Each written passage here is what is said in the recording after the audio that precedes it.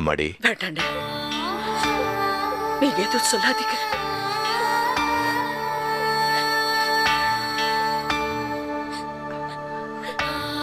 நீங்க என்ன சொல்ல போறீங்கன்னு எனக்கு நல்லா தெரியும். நீங்க அன்னைக்கு ஒரு வார்த்தை சொன்னதுனாலதான் அப்பாவோட சாவலையும் சடங்களையும் கலந்துக்க முடியாம போச்சு.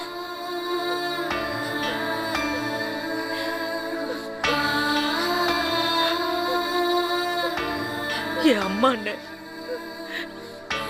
என்ன வளர்த்த அம்மா, அவர்தான் அப்படி மனிதாபிமானம் இல்லாம பேசுறாரு. நீங்களும் அப்படி பேசாதீங்க. மனிதாபிமானத்தை பத்தி பேசுறதுக்கு இந்த குடும்பத்துல யாருக்கும் யோகிதை இல்ல.